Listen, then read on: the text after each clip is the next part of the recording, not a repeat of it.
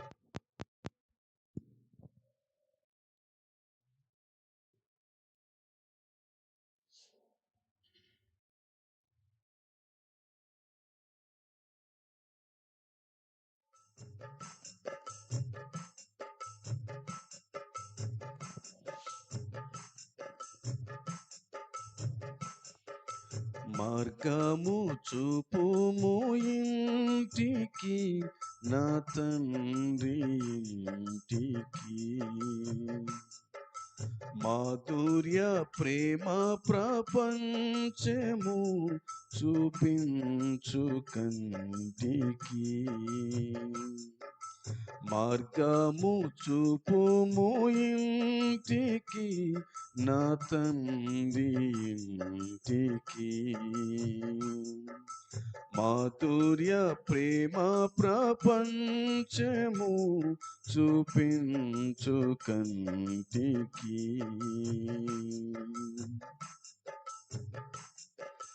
పాప మమతల చేత పారిపోయిన నాకు ప్రాప్తించే క్షేమము, పశ్చాత్తాపము నుండి తండ్రి క్షమ కోరితి పంపుము క్షేమము. పాప మమతల చేత పారిపోయిన నాకు ప్రాప్తించే క్షేమము, పశ్చాత్తాపము నుండి తండ్రి క్షమ కోరితి పంపుము క్షేమము. ప్రభు నీదు శిలువ ముఖము చెల్లని నాకు పుట్టించే ధైర్యము.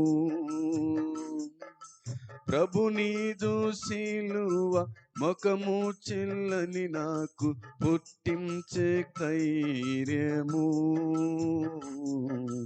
మార్గము చూపుము ఇంటికి, నా తండ్రి ఇంటికి. మాధుర్య ప్రేమ ప్రపంచము చూపించు కంటికి.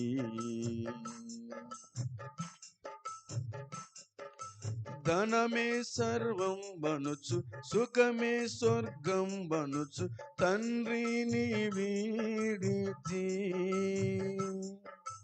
ధరణి భోగములెల్ల బ్రతుకు ధ్వంసము చేయ దేవా నిన్ను చేరితి.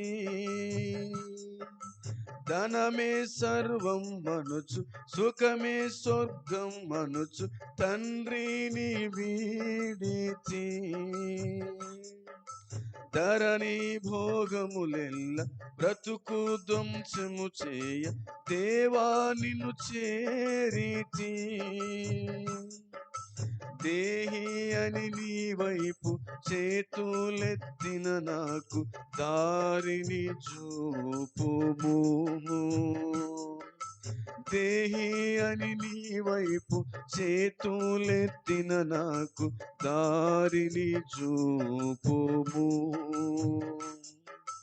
మార్గము చూపుము ఇంటికి, నా తండ్రి ఇంటికి. మాధుర్య ప్రేమ ప్రపంచము చూపించు కంటికి.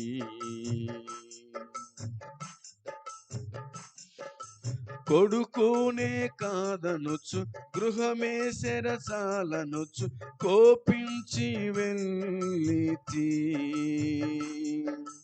కూలివానిగనైనా నీ ఇంట పని చేసి కనికరము కోరుదు.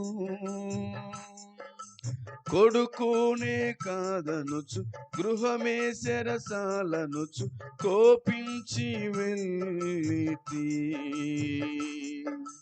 కూలివానిగనైనా నీ ఇంట పని చేసి కనికరము కోరుదు.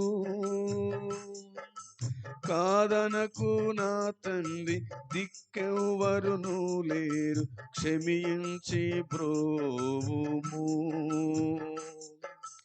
కాదనకు నా తండ్రి, దిక్కెవ్వరును లేరు, క్షమించి బ్రోవుము. మార్గము చూపుము ఇంటికి, నా తండ్రి ఇంటికి. మాధుర్య ప్రేమ ప్రపంచము చూపించు కంటికి. మార్గము చూపుము ఇంటికి, నా తండ్రి ఇంటికి. మాధుర్య ప్రేమ ప్రపంచము చూపించు కంటికి.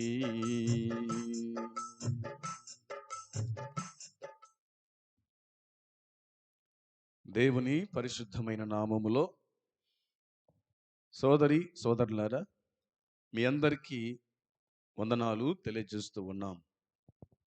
దేవుని మహాకృపను బట్టి మరలా ఈ ఉదయకాలమున దేవుని వాక్యాన్ని వినడానికి ప్రభువు చూపినటువంటి ఈ ధన్యతను బట్టి ఆయనకే అనంత మహిమ ప్రభావములు కలుగునుగాక. ఆమేన్. దేవుని వాక్యం నుంచి మనము ఋతు గ్రంథం మీద ధ్యానము చేస్తూ ఉన్నాం. ఈ దినము ఋతు గ్రంథం 1వ అధ్యాయము 6వ వచనాన్ని చదివి ధ్యానం చేసుకుందాం. ఋతు గ్రంథం 1వ అధ్యాయము 6వ వచనం.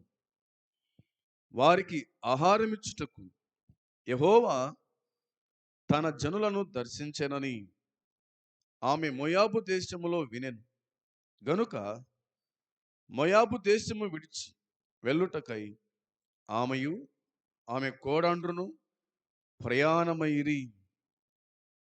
దేవుడు ఈ మాటలను మన వినికిడిలో సమృద్ధిగా ఆశీర్వదించునుగాక. ఆమేన్. నయోమి మోయాబు దేశములో కాపురమున్నట్టుగా మనము చూడగలిగినాం. నలుగురితో ప్రయాణమైపోయి ముగ్గురితో ప్రయాణం చేయడము ఇందులో కనిపిస్తుంది. అందులో కూడా ఓర్ప తన జన్మస్థలానికి, తన ఇంటికి వెళ్ళగా, రూతు, నయోమి మాత్రమే తిరుగు ప్రయాణము మనము చూడగలుగుతాం. అయితే ఆ మోయాబు దేశంలో వారు ఉన్నంత కాలం, లేదా వారు ఉన్న దినాల్లో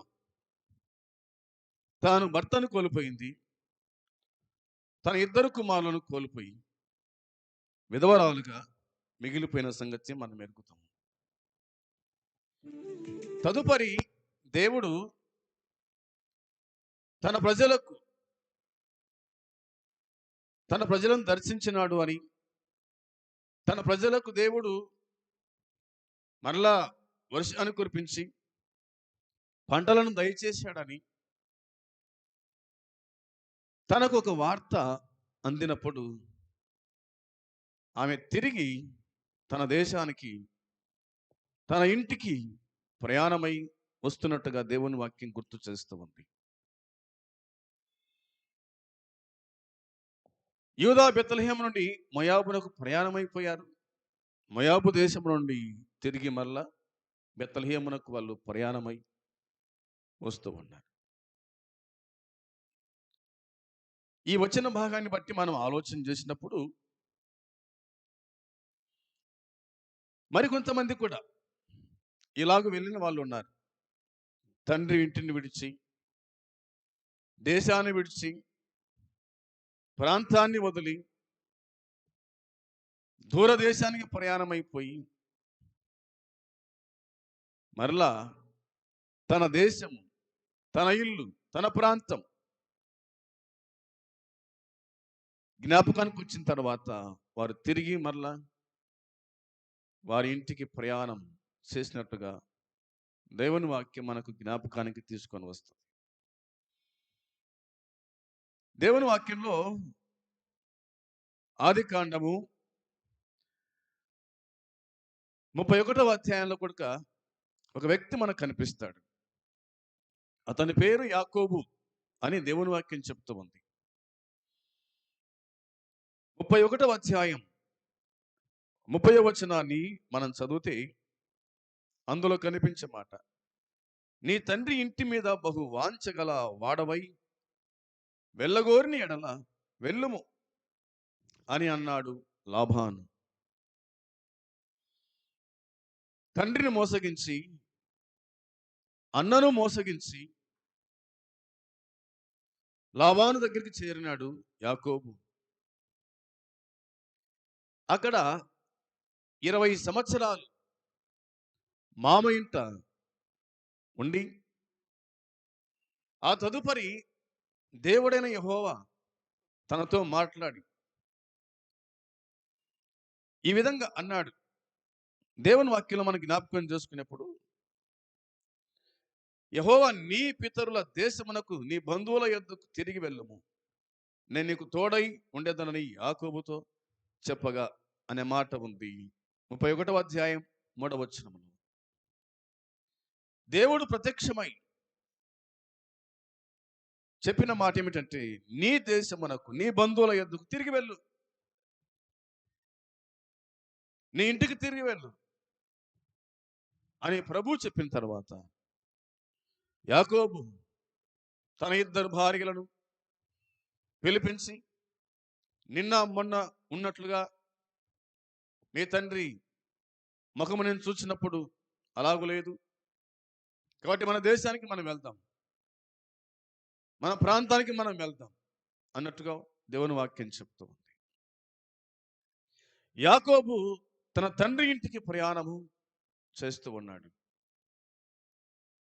నేను చెప్పినట్టుగా 20 ఏండ్లు కొలువు చేశాడు లాబాను ఇంట్లో.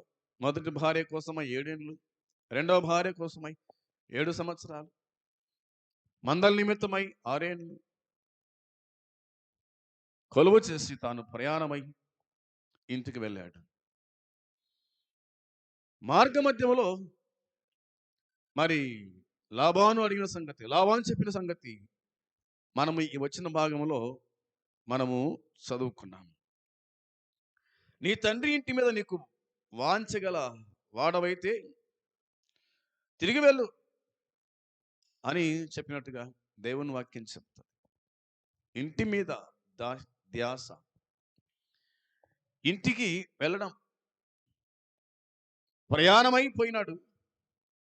అదే కోణంలో తిరుగు ప్రయాణం చేయడం కనిపిస్తుంది. నువ్వు వెళ్ళు అన్నట్టుగా దేవుని వాక్యం గుర్తు చేస్తూ ఉంది. ఇక సంఖ్యాకాండంలో కూడా మనం చూస్తాం. సంఖ్యాకాండం 10వ అధ్యాయం, సంఖ్యాకాండము 10వ అధ్యాయం 30వ వచనాన్ని చదువుదాం. 10వ అధ్యాయము 30వ వచనములో, అందుకు అతడు, నేను రాను, నా దేశమునకును నా వంశస్థుల యొద్దకును వెళ్ళుదుననెను అనే మాట ఉంది. ఇక్కడ వ్రాయబడిన మాట ఏమిటంటే, ఇశ్రాయేలీలు ఐగుప్తు దేశం నుండి కానానుకు ప్రయాణమై వెళ్ళొచ్చు ఉండగా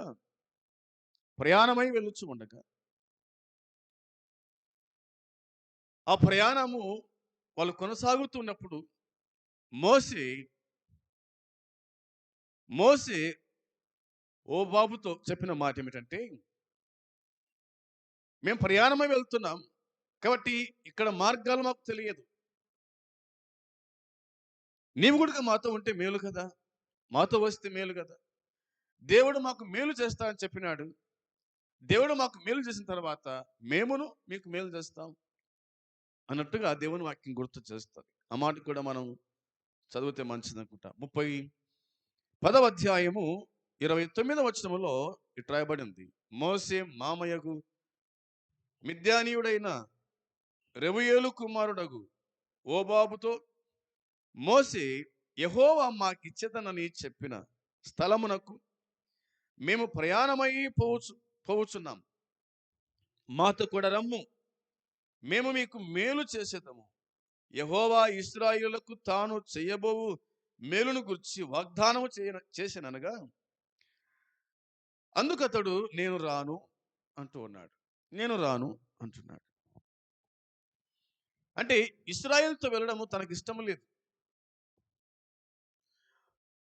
మోసెతో వెళ్ళడము తనకి ఇష్టం లేదు. ఎందుకు ఇష్టం లేదో ఈ వచ్చిన భాగాలు మనం చెప్తాయి. నేను రాను అంటున్నాడు. నా దేశమునకు, నా వంశస్థుల యొద్దకు నేను వెళ్ళాలి, నా దేశానికి వెళ్ళాలి, నా వంశస్థుల దగ్గరికి వెళ్ళాలి, అక్కడికి వెళ్తే నాకు మేలు, మీతో కూడా నేను రాను. అది మీ దేశం, అది మీ ప్రాంతం, దేవుడు మీకు ఇస్తానని చెప్పినటువంటి ఆ దేశానికి మీరే వెళ్ళండి, నేను రాను అని అంటున్నాడు. తన దేశానికి, తన ప్రాంతానికి వెళ్ళాలని తన కోరిక, తన ఇష్టం. ఇవి వచ్చిన భాగాలు చెప్తాయి. అందుకు మోసే అంటాడు, నీవు దయచేసి మమ్మను విడవకుము, ఎట్లనగా ఈ అరణ్యమందు మేము దిగవలసిన స్థలములు నీకు తెలిసి ఉన్నవి, నీవు మాకు కన్నుల వలె ఉందువు, మరియు నీవు మాతో కూడా వచ్చినలా మేము యెహోవా మాకు ఏ మేలు చేయనో ఆ మేలును బట్టి మేము నీకు మేలు చేసేదము అన్నప్పటికీ ఏమాత్రము తను ఒప్పుకోలేదు, ఏమాత్రం తను ఇష్టపడలేదు వీటితో ప్రయాణం చేయడానికి. వాస్తవం అంటే తన దేశం, తన ప్రాంతం, తన తండ్రి ఇంట్లో ఉండాలని కోరుకున్నాడు. ఇది మంచిదే కదా. ఎన్నాళ్ళు పరాయి దేశంలో ఉన్నా, ఎన్నాళ్ళు దూరంలో ఉన్నా, ఏదో ఒక రోజు ఖచ్చితంగా ఇంటికి చేరాల్సిందే.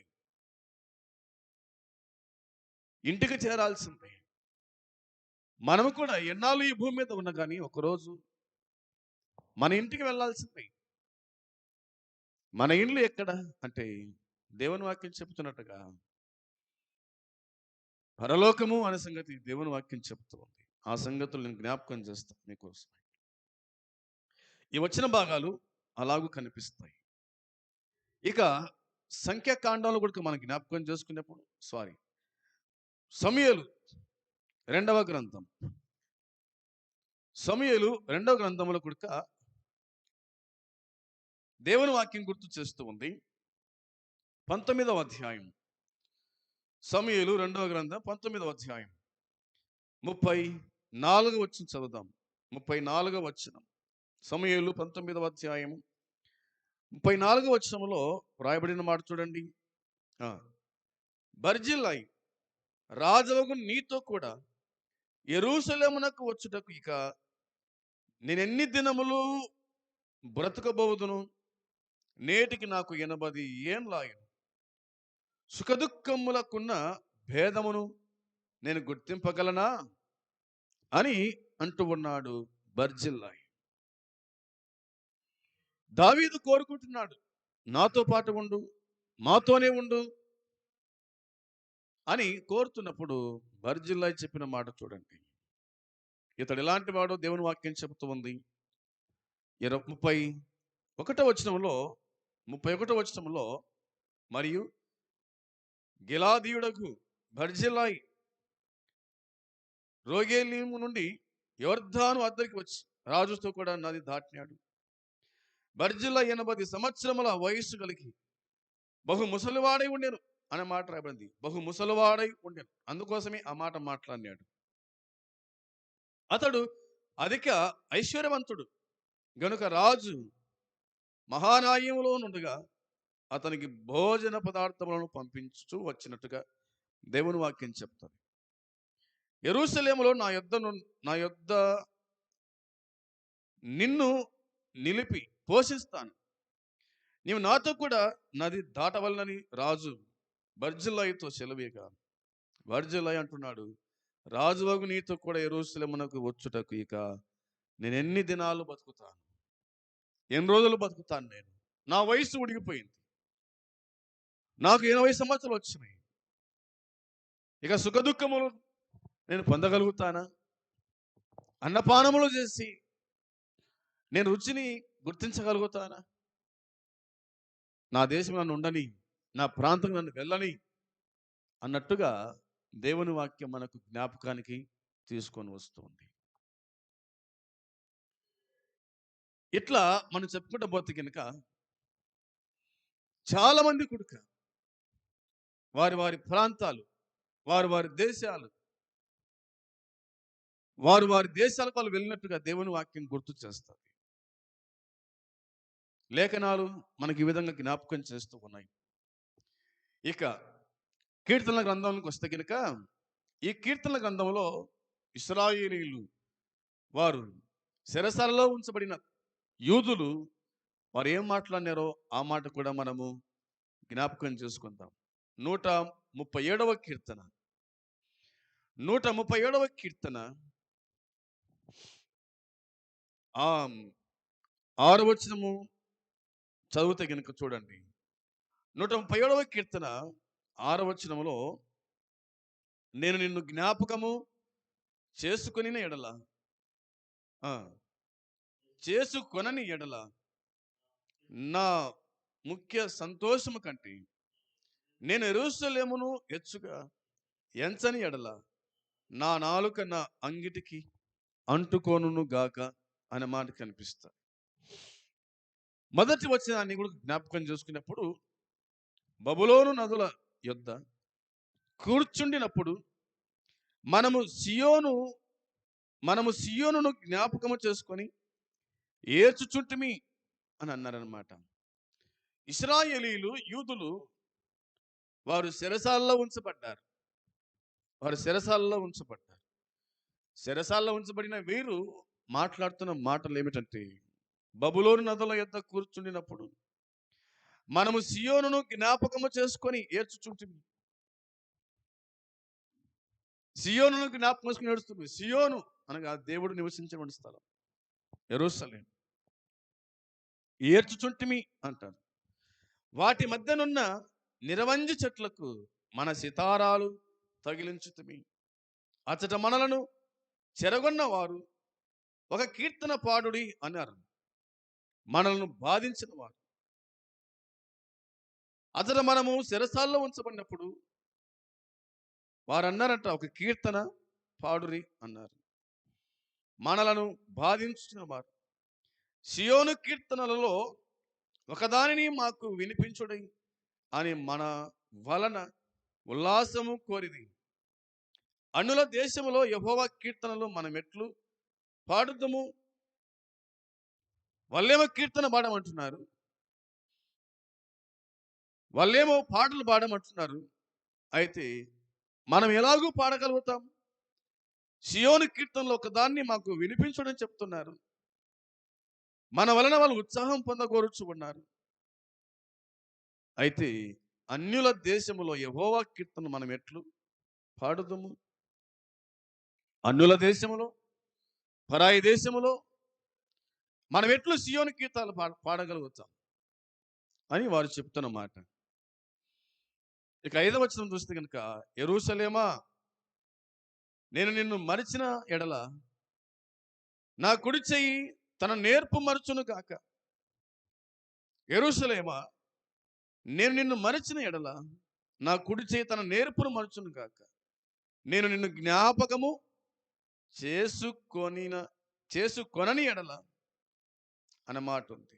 నేను నిన్ను జ్ఞాపకం చేసుకొనని ఎడల. దేవుని వాక్యంలో జ్ఞాపకం చేసుకున్నప్పుడు నా ముఖ్య సంతోషము కంటే నేను యెరూషలేమును హెచ్చుగా ఎంచని ఎడల నా నాలుక నా అంగిలికి అంటుకొనుగాక అని దేవుని వాక్యం గుర్తు చేస్తూ ఉంది. మనం చెప్పుకున్న మాటను బట్టి గృహము జ్ఞాపకముకు రావడం, దేశము జ్ఞాపకానికి రావడం వాస్తవమే. కొన్నాళ్ళు పరాయి దేశములో, కొన్నాళ్ళు సొంత దేశములో ఉండడం సహజం. అయితే ఏది ఏమైనప్పటికీ సొంత దేశం సొంత దేశమే, సొంత ప్రాంతం సొంత ప్రాంతమే. దేవుడు వాళ్ళకి ఇచ్చిన దేశం. ఆ దేశంలో కష్టం వచ్చినా, నష్టం వచ్చినా, కరువు వచ్చినా, వ్యాధి కలిగిన, బాధ కలిగిన అక్కనే ఉండడం క్షేమకరం. ఆ సంగతి దేవుని వాక్యం చెప్తుంది. చిన్న కుమారుని సంగతి మనం ఆలోచన చేసినప్పుడు తను ఏం చేసినాడు? తన తండ్రిని విడిచిపెట్టినాడు, తన దేశాన్ని విడిచిపెట్టినాడు, తన ప్రాంతాన్ని విడిచిపెట్టినాడు, తన బంధువులను విడిచిపెట్టినాడు. దూరదేశానికి వెళ్దాము అనుకున్నాడు, దూరదేశం వెళ్ళిపోయినాడు. వెళ్ళిపోయిన తర్వాత అక్కడ జన సంగతి మనం ఎరుగుతాం. ఉన్నదంతా పోయింది. చివరికి ఆకలి తట్టుకోలేక ఆ దేశస్తులు ఒకరి చెంత చేరి ఆహారం నిమిత్తమై కడుపు నింపుకోవడానికి కరువులో ఎప్పుడైతే తాను పందుల ఎద్దుకు వచ్చినాడో అప్పుడు తన దేశం, తన తండ్రి, తన ఇల్లు గుర్తుకొచ్చింది. అప్పుడు అనుకున్నాడు, నేను లేచి నా తండ్రి ఇంటికి వెళ్తాను. నా తండ్రి ఇంట అనేక మంది కూలివాళ్లకు భోజనం సమృద్ధిగా ఉంది. నేనైతే ఇక్కడ ఆకలి చేత చచ్చిపోతున్నాను. నా తండ్రి కాడికి పోయి నేను ఇలాగ చెప్తాను, తండ్రి, పరలోకమునకు విరోధంగా, నీకు విరోధంగా నేను పాపము చేసి ఉన్నాను.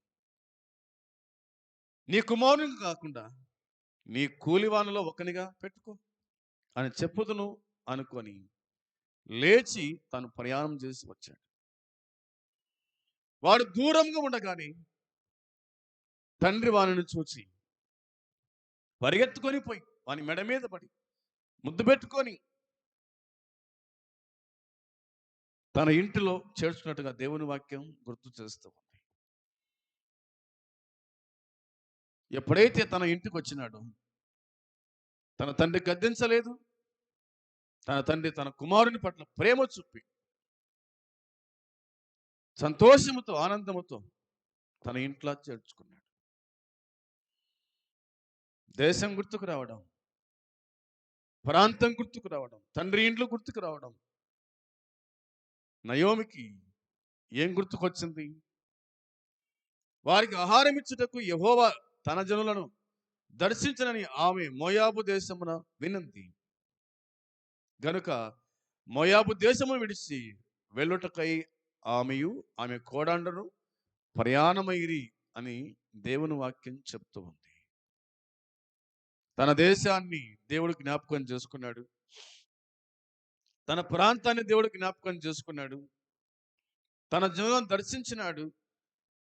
దేవుడు ఆహారం ఇచ్చాడు, సమృద్ధైన పంటను దయచేశాడని ఆమె తెలుసుకున్నప్పుడు మోయాబు దేశంలో ఆమె తిరిగి ప్రయాణం చేసినట్టుగా లేఖనం గుర్తు చేస్తూ ఉంది. చూద్దాం, చూడండి. రూతు గ్రంథం 1వ అధ్యాయము 7వ వచనం చదువుదాం.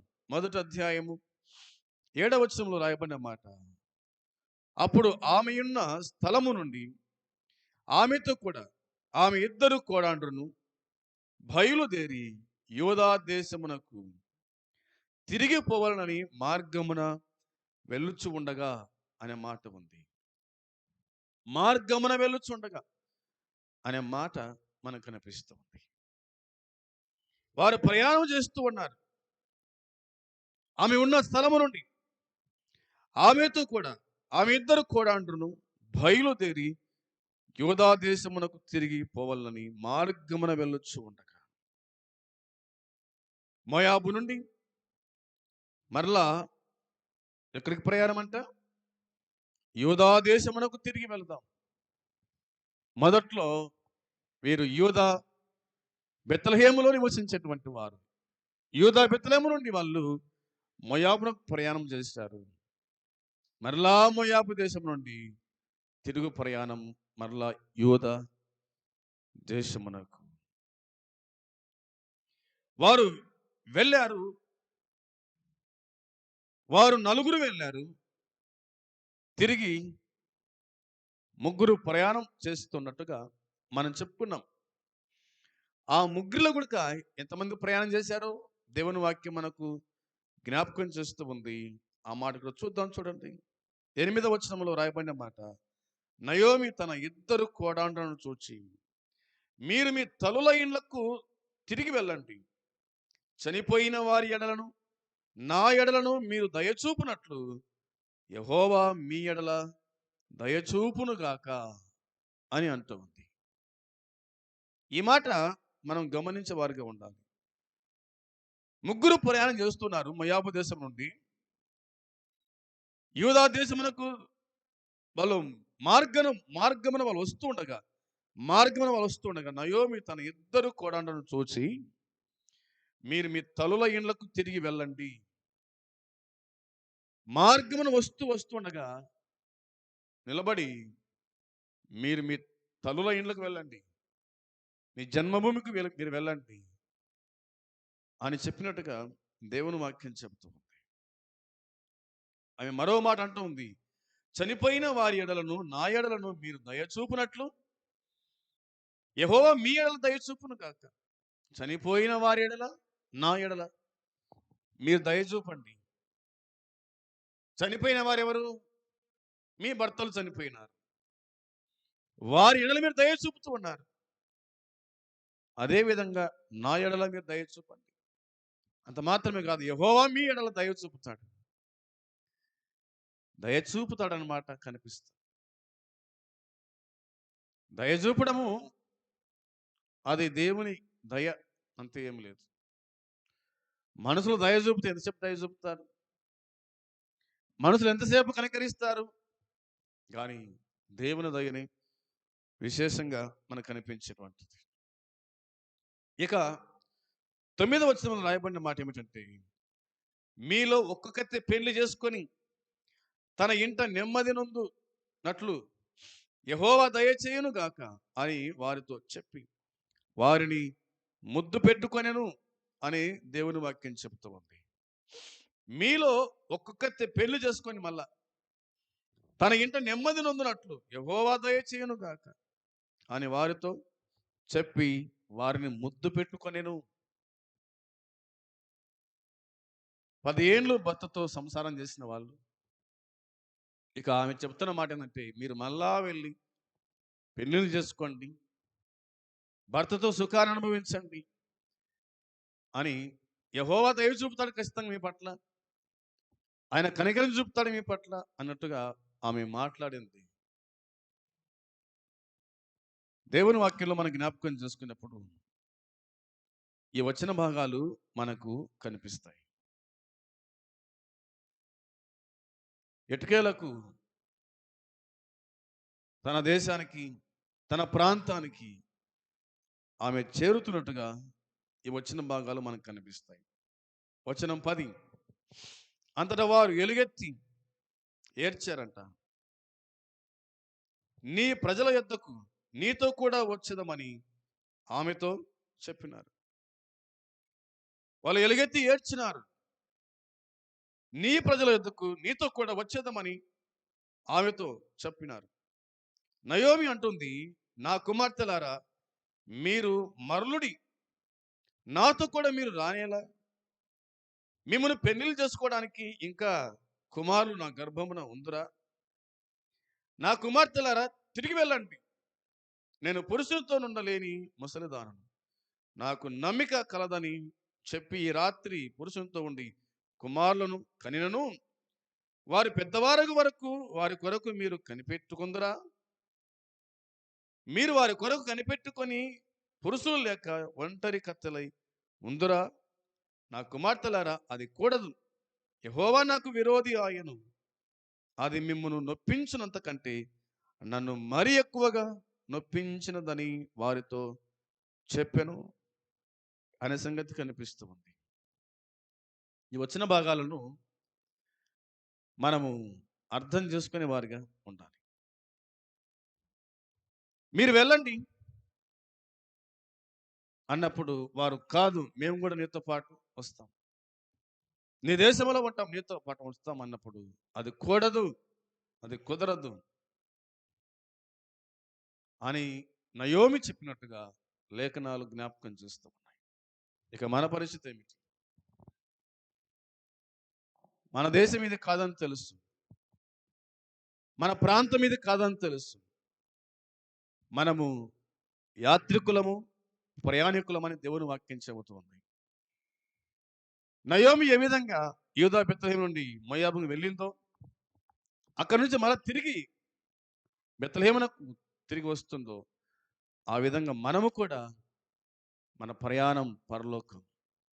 ఆ పరలోకం చేరాలంటే భూమి మీద ఉండగానే యేసుక్రీస్తును నిజమైన రక్షకుడిగా, లోకరక్షకుడిగా నమ్మి విశ్వసించి మార్పు చెంది మారు మనసు పొంది రక్షించబడి ఆ పరలోక పట్టణాన్ని మనం చేరేవారుగా ఉండాలని వాక్యం చెబుతోంది. ఏ దినమందైనా, ఏ క్షణమైనా మనం ఖచ్చితంగా వెళ్ళాల్సిందే. వెళ్ళే ముందు మన జీవితాలు మనం సరిచేసుకొని సరిదిద్దుకొని ప్రభు రాజ్యం చేరుదాము. అట్టి కృపదేవుడు ఈ ఉదయ కాలము మనకు అనుగ్రహించును గాక. ఆమేన్. ప్రార్థన చేద్దాం. పరలోకమందున తండ్రి, మీకు స్తోత్రములు స్తుతులు చెల్లించుకుంటున్నాం. ఈ ఉదయకాలమున మరోసారి నీ వాక్యాన్ని వినే కృపను, ధన్యతను మీరు మాకు ఇచ్చినందుకు స్తోత్రాలు. ఈ లేఖన భాగం దీవించి ఆశీర్వదించండి. మాకందరి గుడిక వినే బుద్ధి పుట్టించుమని, మా జీవితాలు సరిచేసుకొని సరిదిద్దుకొని నీ రాజ్యం చేరే కృపాను కలిగించుమని యేసయ్య నామంలో ప్రార్థిస్తున్నాము తండ్రి. ఆమేన్. పరలోకమందున తండ్రి ప్రేమ, మన ప్రభు అయిన యేసుక్రీస్తు కృప, పరిశుద్ధాత్మ సన్నిధి సహవాసం చేరవచ్చిన మనకు సకల పరిశుద్ధులకు ఇప్పుడు ఎల్లప్పుడూ సదాకాలము తోడై ఉండును గాక. ఆమేన్. అందరికీ వందనాలు.